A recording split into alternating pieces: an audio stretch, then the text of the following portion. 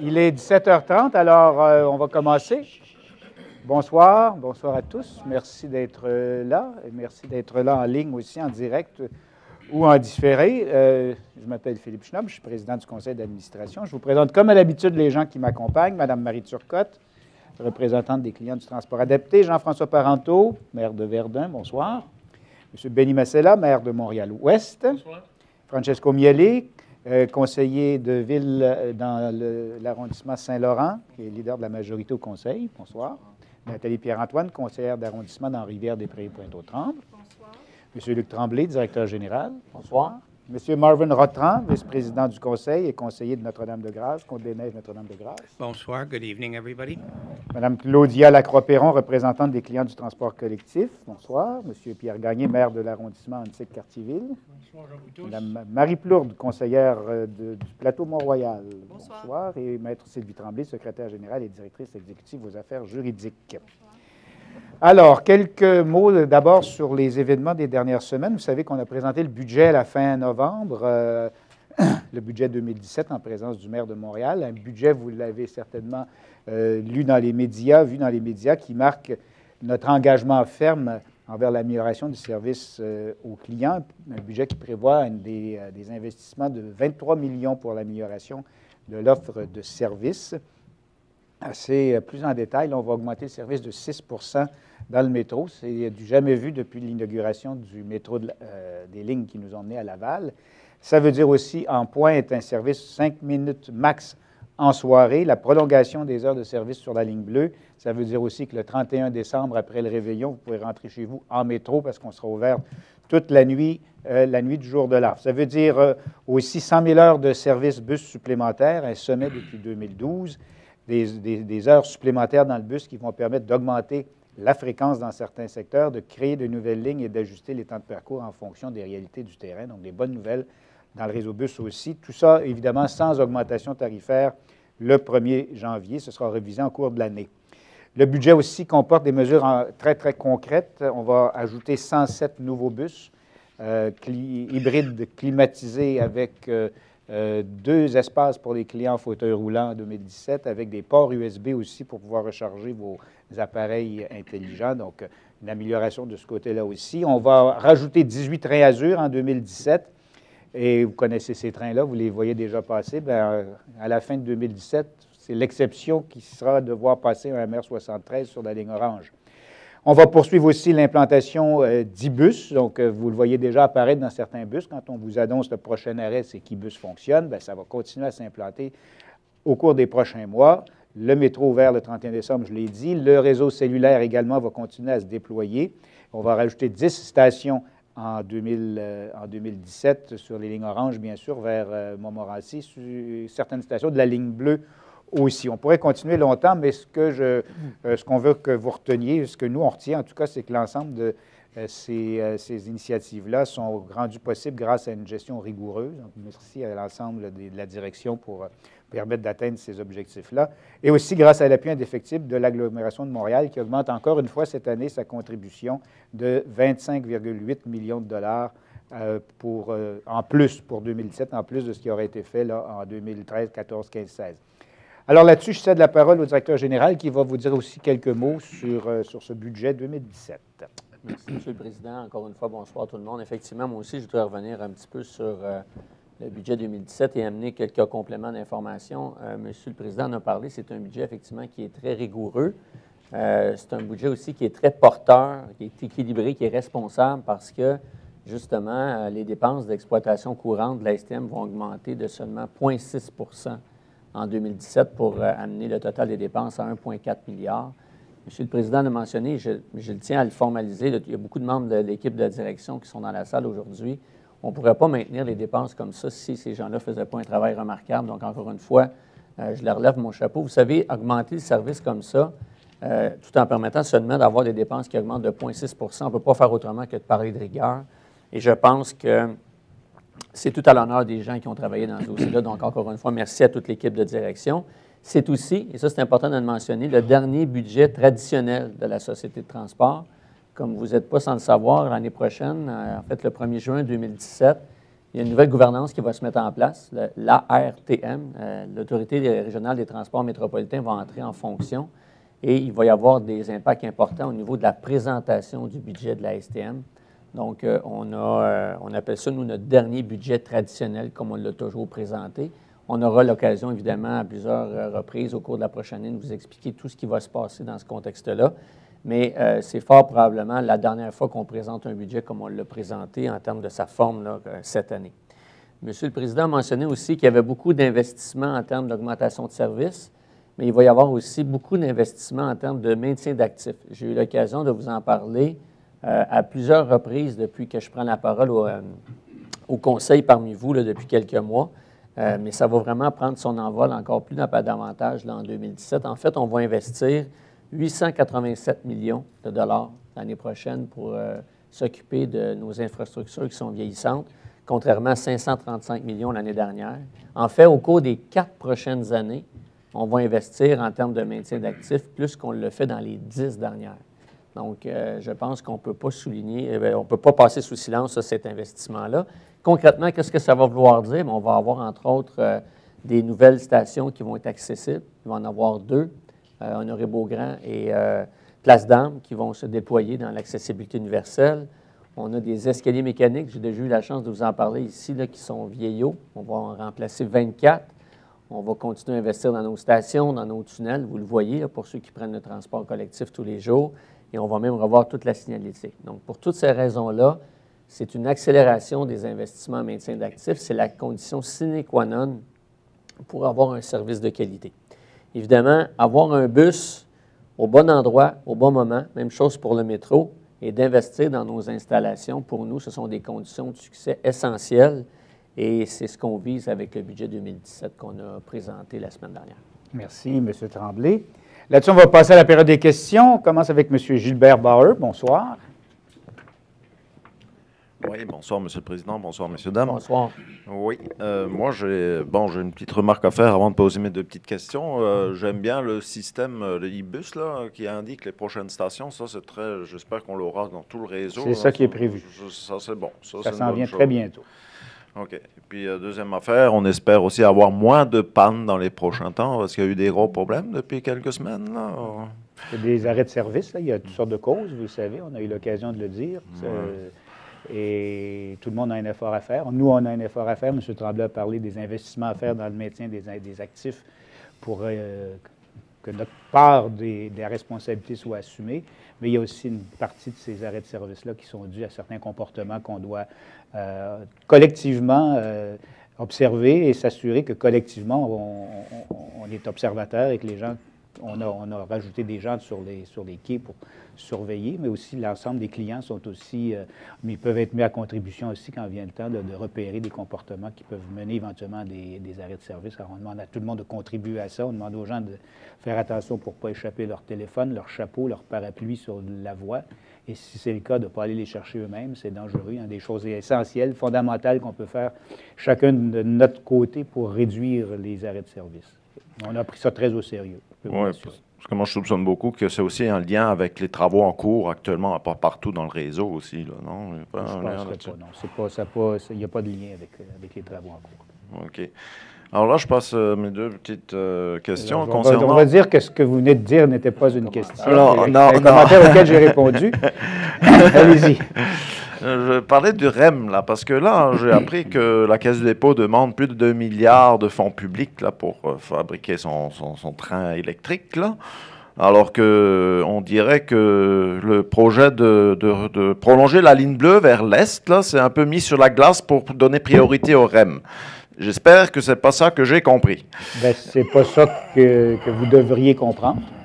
Bien au contraire. Vous savez, le REM a une structure théorique. Ce qui a été annoncé, c'est une structure de financement qui viendront, les sommes viendront en partie de la Caisse de dépôt, du gouvernement fédéral, du gouvernement du Québec aussi, et aussi via une banque là, dont le gouvernement fédéral a fait l'annonce, la Banque fédérale d'infrastructure, je crois. Oui. Et donc, c'est une structure de financement complètement différente, si bien que les sommes disponibles pour financer directement des projets comme le prolongement de la ligne bleue sont toujours présentes. Si le REM venait chercher directement dans le même dans le même pot que les autres, là, vous auriez raison de vous inquiéter, mais ce n'est pas ça qui est prévu. Donc, il peut y avoir très facilement envisager à la fois un projet de train électrique et à la fois un prolongement de la ligne bleue. Ces décisions-là vont être prises à un autre niveau que le nôtre et on attend des réponses et des annonces là-dessus prochainement. Mais vu l'engouement, oui. Bien, je vais laisser continuer. Vu l'engouement au niveau de Québec et puis de la ville de Montréal pour financer au plus vite ce REM-là, il n'y a pas le même engouement pour la ligne bleue. Il faudrait qu'il y ait un plus grand engouement pour prolonger la ligne bleue. D'abord, prioritairement, avant le REM, là. Tu sais. Mais soyez sans inquiétude, là, toutes les décisions vont se prendre prochainement et je crois que vous serez satisfait des nouvelles. Oui, j'espère que c'est la ligne bleue qui va être prioritaire. Je vous dis que les deux peuvent se faire. Au niveau financement public, là. Les deux peuvent se faire. Vous avez une deuxième question? Oui, concernant, le paiement mobile, là. Parce que là, ça, c'est un petit article du Métro du week-end de 11-13 novembre 2016. Le STM teste le paiement mobile. Et là, il y a un petit paragraphe à la fin, là, concernant le paiement en argent comptant, en argent en espèces. Là, vous vous engagez pour les 10 prochaines années de maintenir le système de perception des titres de transport qu'on a actuellement. Mais après, il y a un autre petit article, un autre petit paragraphe. Quant au paiement comptant, il demeurera à assurer. À assurer. C'est comme si ce n'était pas garanti que le paiement comptant va être... on aura la pérennité du paiement comptant, là. Un article de journal, ce n'est pas une citation de l'organisation. Alors, je peux vous assurer qu'il n'y a aucun plan, à moins que non, il n'y a pas de plan pour éliminer le paiement comptant, là, soyez sans inquiétude. Quand on développe des outils mobiles, des outils différents pour payer, il est toujours très évident pour nous qu'il y aura toujours une clientèle qui voudra payer comptant. Donc, on doit élargir les possibilités de paiement, mais sans en éliminer pour le moment. Non, il ne faut pas l'éliminer jamais. Il ne faut jamais l'éliminer, le paiement comptant, le paiement d'argent comptant. Il n'est pas question d'éliminer le paiement comptant. OK. C'est pour ça qu'il faut qu'il reste des petites guérites de changeurs pour qu'on puisse payer, là. Hein? Il ne faut pas les supprimer, là. Il n'y a pas question d'éliminer le paiement comptant. OK, parfait. Donc, vous me garantissez ça pour les 50 prochaines années? Là, je peux vous garantir ça uniquement pendant la période où nous sommes là. Ouais, OK. Je ne vais pas parler pour les autres, on pourrait me le reprocher un jour. OK. Avoir pris des engagements pour d'autres. Mais moi, je peux dire que tant qu'on est là, puis on est là... J'espère que la nouvelle... un bon bout, mais il n'y a pas question de ça. J'espère que la nouvelle structure de gouvernement privée, là, ne va pas supprimer le paiement comptant. Assurez-vous qu'il ne le supprime pas, ça. Là. Ça ne fait pas partie des plans, puis on leur transférera vos observations. Parce que là, on privatise la gestion des transports, là, pratiquement. Là, c'est presque ça. Là. On ne s'embarque pas là-dedans. Vous avez eu deux questions. Vous reviendrez le mois prochain pour en discuter si vous voulez. D'accord. Je vous remercie. Très bien. Bonne soirée. Beaucoup. Merci, bonsoir. Monsieur Harry Azoulay.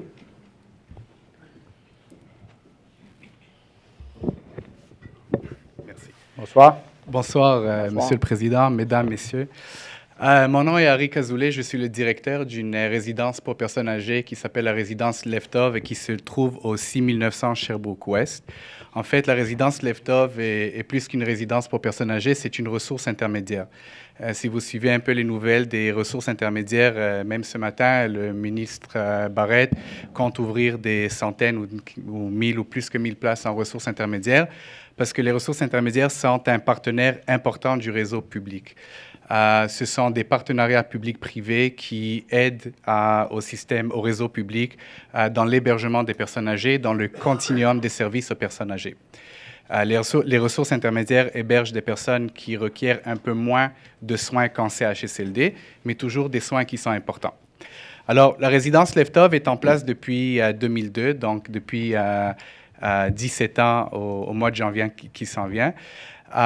Sauf que nous avons commencé un peu de façon privée. De plus en plus, nous avons hébergé de plus en plus de résidents qui font partie du réseau public, au point où aujourd'hui, nous avons 87 résidents qui nous parviennent totalement du réseau public, donc 100% de nos places. En parallèle à tout ça, la clientèle s'alourdit avec le temps et vieillit, et les besoins de notre clientèle augmentent au point où nous avons un arrêt d'autobus en face de la résidence avec un abribus que nous avons demandé à la STM à maintes reprises de déplacer pour des raisons importantes que je vous expliquerai, et qui a été refusé, des demandes qui ont été refusées à plusieurs reprises.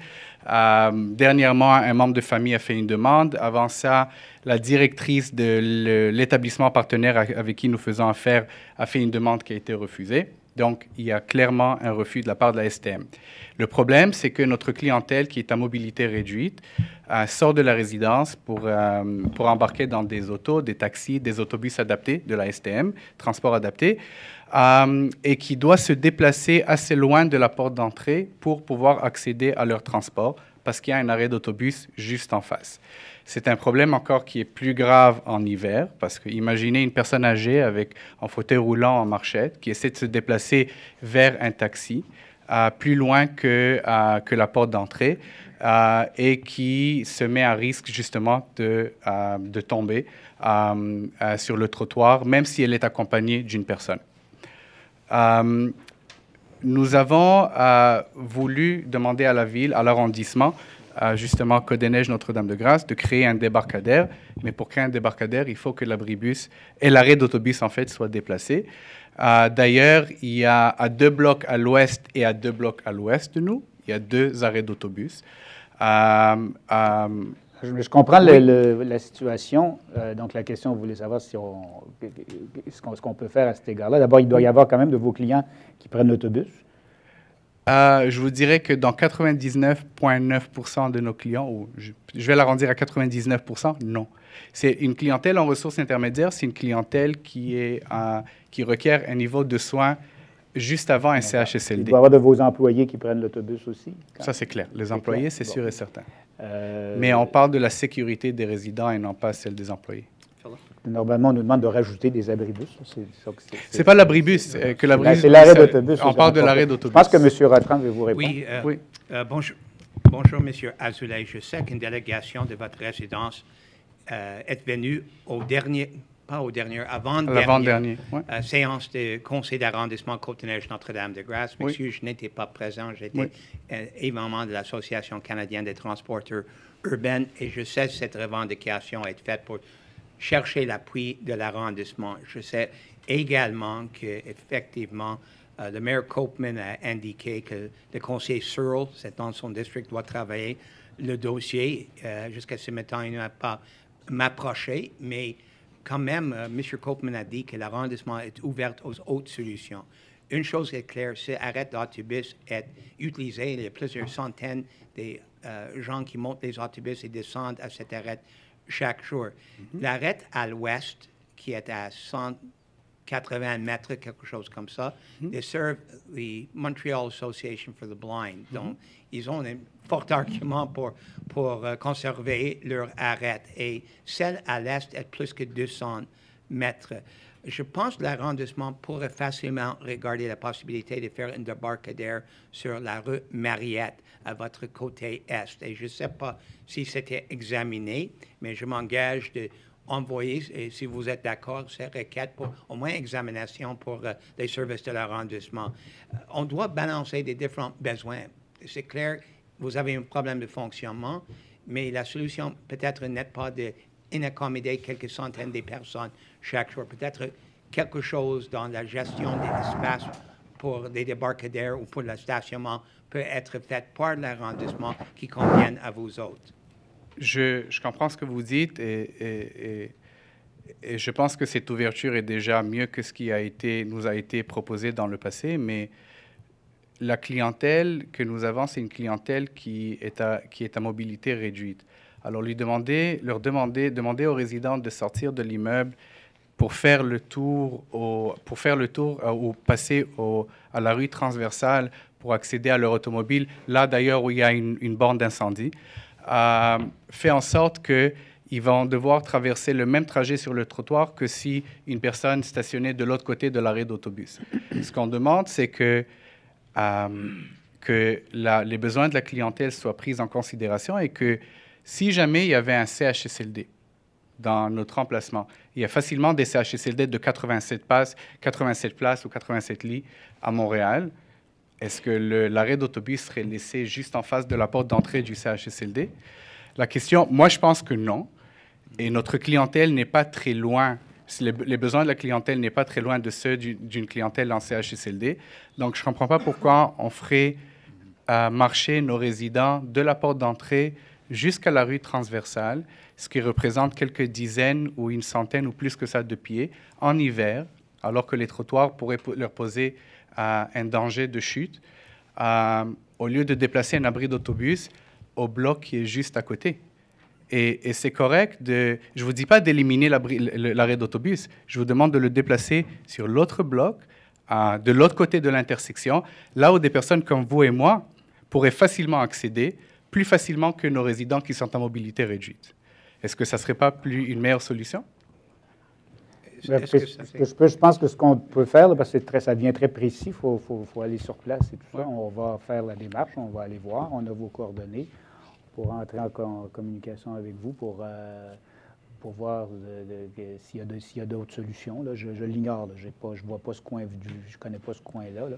Donc, je vais demander aux gens qui sont responsables de tout ça d'entrer en contact avec vous, peut-être de façon plus directe, si vous pensez que ça n'a pas été fait déjà. Là. Oui. Et ça ne garantit pas qu'il y aura un changement, là, mais au moins on peut prendre le temps de communiquer avec vous pour examiner la situation. Oui. Okay. À M. Azoulay, oui. Je connais ce coin très bien. J'habite à 200 mètres de cette intersection. Oui. Je connais votre résidence, je connais vos besoins. On va faire notre mieux de trouver une solution, mais on ne peut pas vous garantir rien ce soir. Écoutez, je prends note de vos réponses et je vais terminer en disant ceci. Je pense que les besoins d'une clientèle âgée à mobilité réduite doivent être pris en considération plutôt que ceux d'une clientèle qui peut se déplacer plus facilement à quelques dizaines de pieds à l'est ou à l'ouest pour accéder à un abribus ou à un arrêt d'autobus. Alors, c'est ce que je vous demande de regarder plus précisément. On va entrer en contact avec vous et puis on évaluera la situation. Merci beaucoup. Merci. Monsieur Maurice Demers.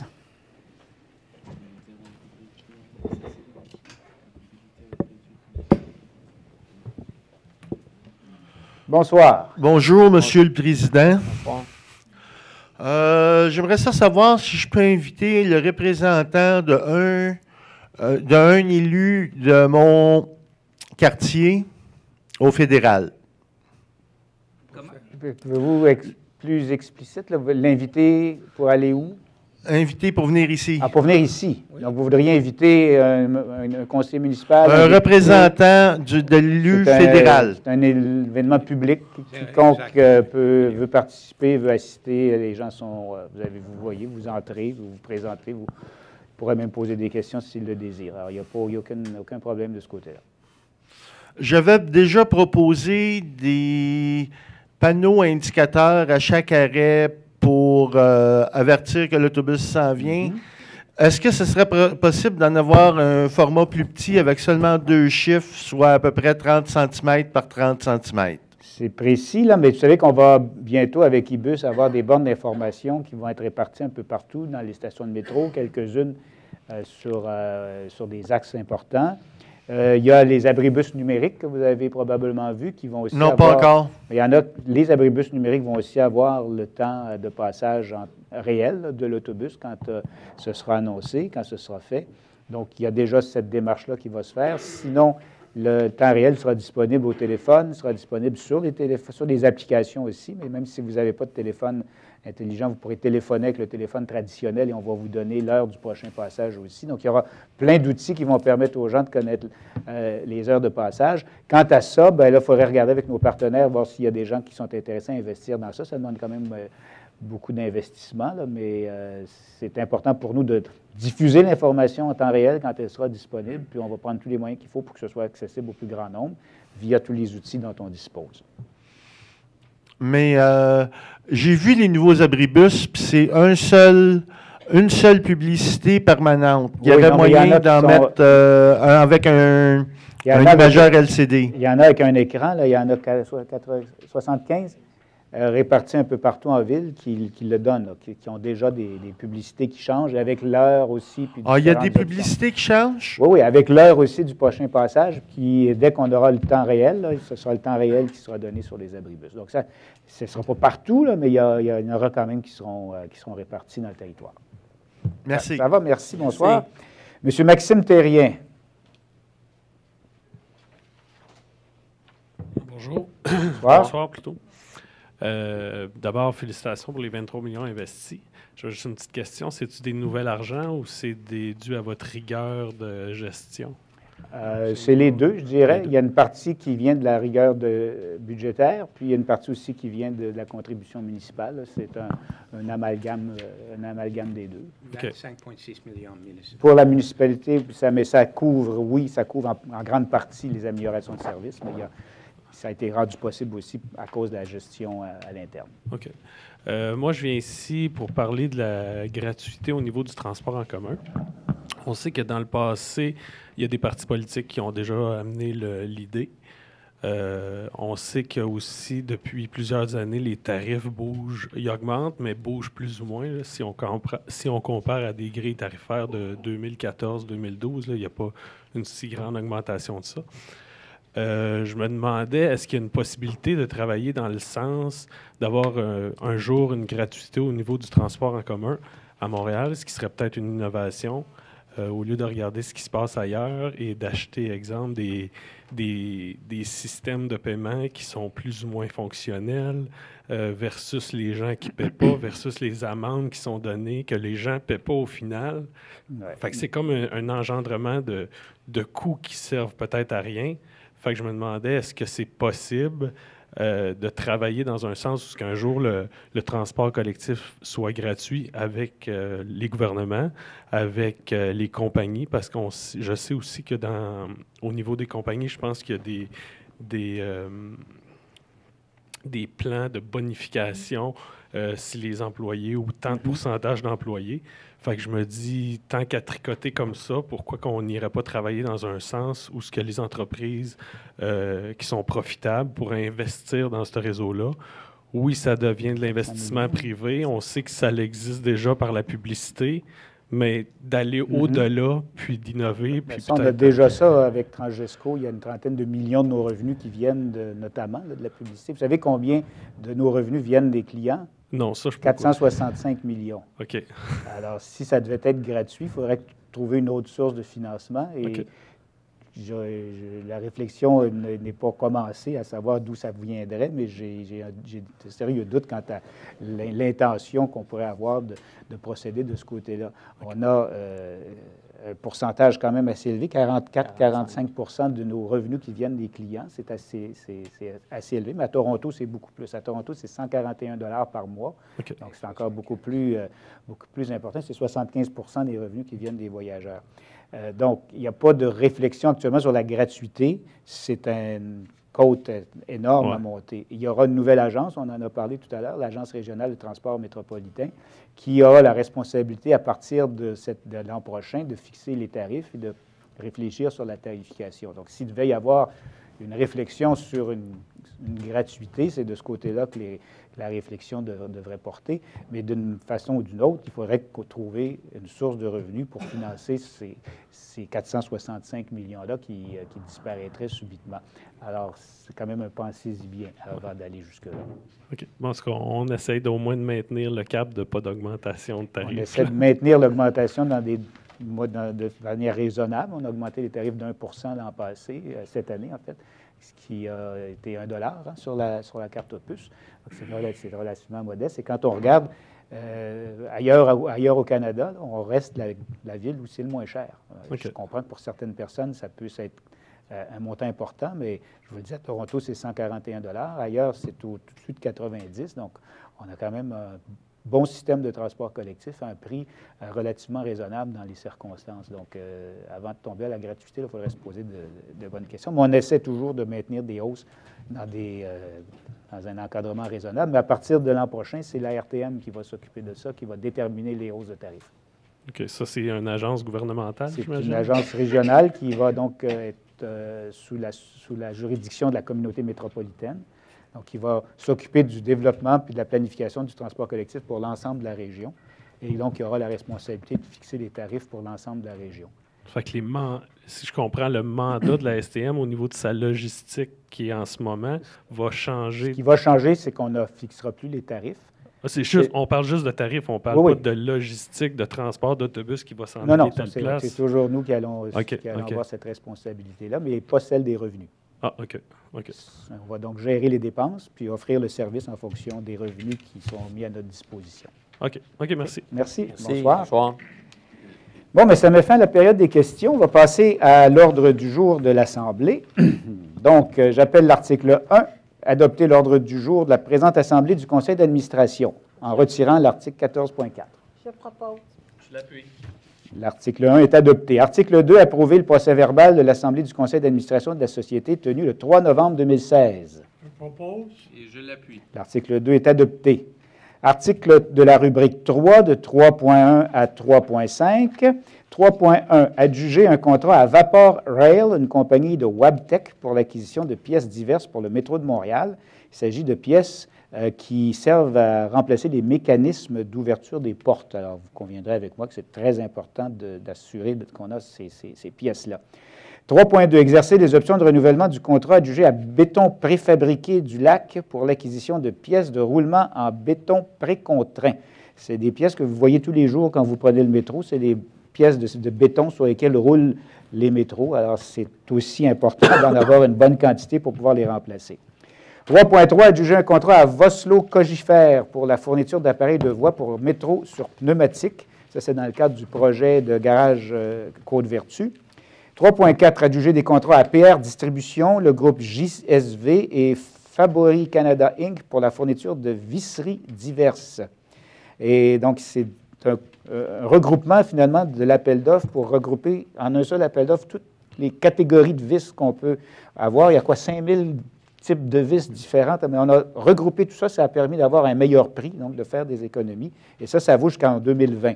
Alors, c'est quand même sur une longue période. 3.5. Adjuger des contrats à les emballages B et C limités, produits chimiques Gilco, et les emballages Carousel pour la fourniture de sacs d'hiver. Je le propose. Je les appuie. Les articles 3.1, 3.2, 3.3, 3.4 et 3.5 sont adoptés.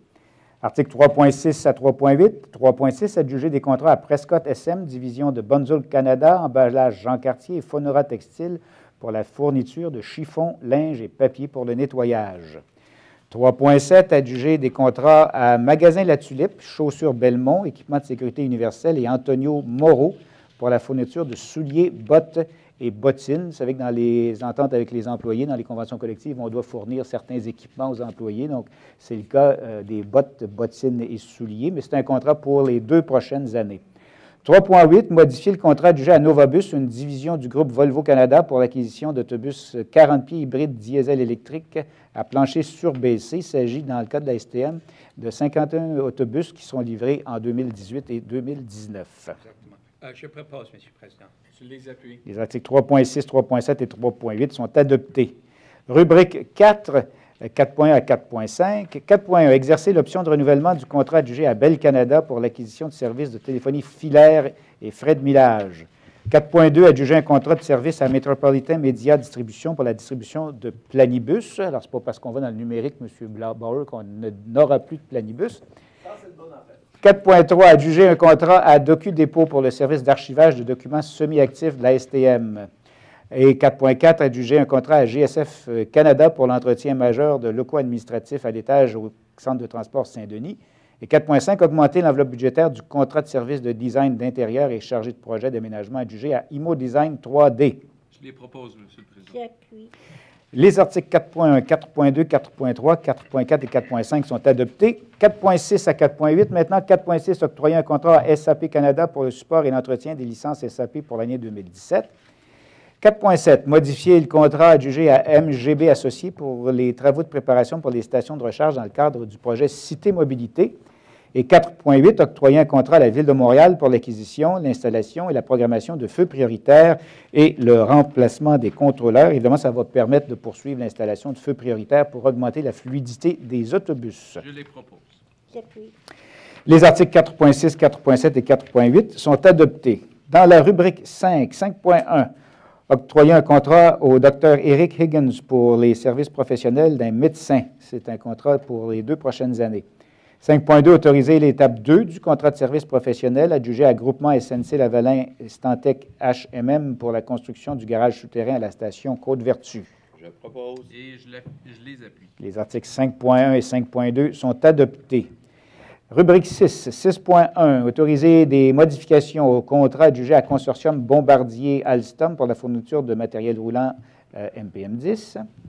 Et 6.2, adjuger un contrat à 91 60 51 88 Québec, ULIX, Construction, pour la construction et l'aménagement de l'atelier de réparation majeure du métro. Je propose. J'appuie.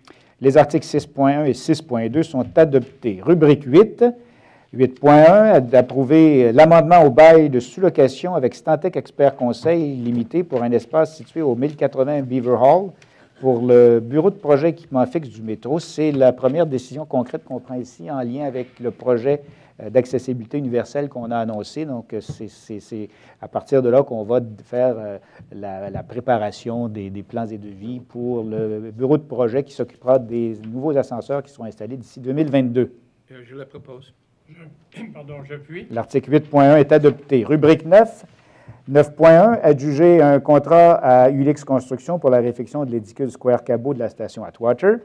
9.2, autoriser une modification au contrat adjugé à ULIX Construction pour la réfection de 8 structures auxiliaires. C'est un crédit, en fait, qui s'ensuit.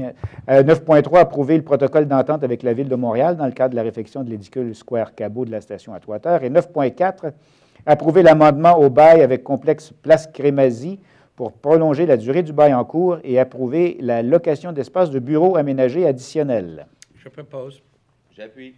Les articles 9.1, 9.2, 9.3 et 9.4 sont adoptés. Rubrique 10, adopter le règlement R 022-4-1 modifiant le règlement R 022-4 du régime de retraite de la Société de transport de Montréal. Je propose. J'appuie. L'article 10.1 est adopté. Dans la rubrique 12, 12.1, approuver l'amendement au bail du 57-57 rue Sipiote dans l'arrondissement Saint-Laurent. Sipiote, c'est autoriser l'exercice des options de renouvellement prévues au dit amendement. C'est une prolongation du bail jusqu'en 2022 au besoin. 12.2, approuver l'entente de partenariat avec Bixi Montréal et Communauto pour la saison 2017-2018. 12.3, approuver la modification des montants pour les mandats de fourniture de sièges d'autobus urbains, de lave-vitres et d'antigel dans le cadre de la Convention cadre ATUC 2016 et approuver la Convention cadre ATUC 2017. Et 12.4, approuver l'amendement au bail avec Place Dupuis Commercial Tross pour le local situé au 800 de Maisonneuve-Est afin de modifier les termes de l'entente. Je les propose. J'appuie. Les articles 12.1, 12.2, 12.3 et 12.4 sont adoptés. Rubrique 13, 13.1, adopter le système de pondération et d'évaluation des offres pour les services professionnels de laboratoire. 13.2, adopter le système de pondération et d'évaluation des offres pour les services professionnels en architecture. Je les propose. Je les appuie. Les articles 13.1 et 13.2 sont adoptés. Et dans la rubrique 14, 14.1, approuver le choix limite par lésion pour la cotisation 2017 à la CNESST.